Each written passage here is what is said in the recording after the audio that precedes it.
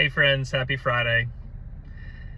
Hey guys, thinking about my friend Socrates this morning. You guys have heard of the Socratic method before, or have you heard of the Socratic method before? It's worth exploring if not. And I was thinking about really executive communication. Where do people fail with communication? Maybe you're a new executive in a new firm. Maybe you just hired a new executive. Maybe your business partner is a tough personality.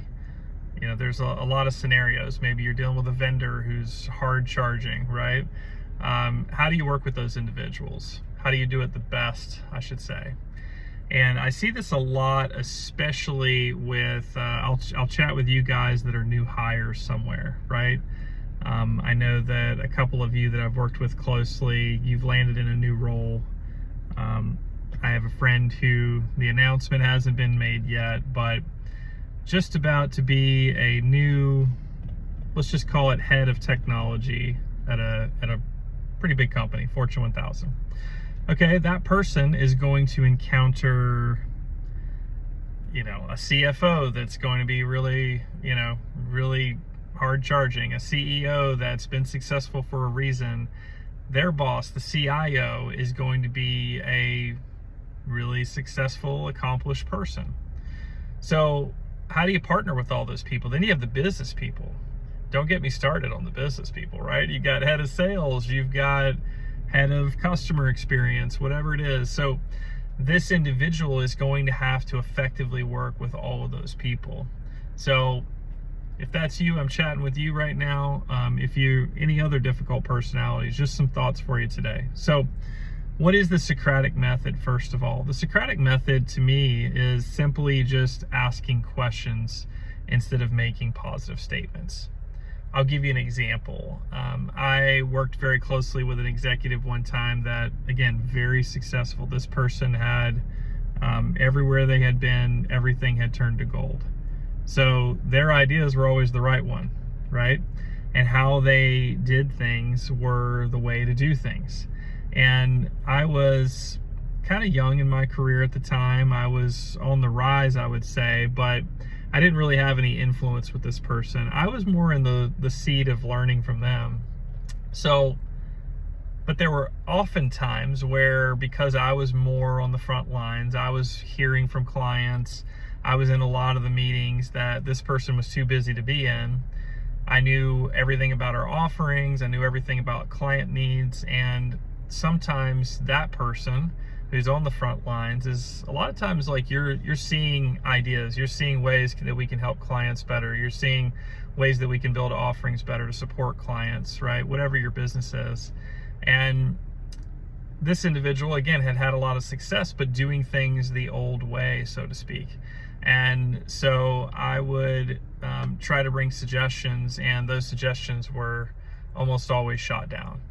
And one of the things that I learned to do through that season was to ask more questions. So for example, you might go, I think of a situation where we had a $10 million opportunity, right? Huge project opportunity. The client had a very specific technology need. They asked if we could help with it. This executive thought we could. I thought we could not. It was not something that was in our wheelhouse.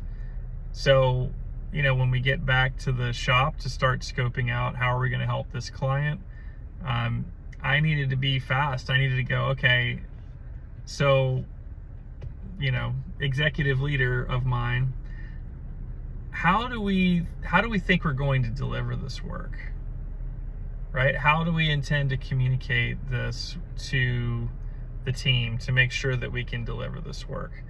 How do we intend to communicate with the client of what we're trying to accomplish? Like, how do we want to tell the client what we know and what we don't know, right? Maybe we can reduce the scope of this project to the pieces that we're really strong in, and we leverage a partner, but we want to be able to tell the client that, right? How do you hope to communicate that?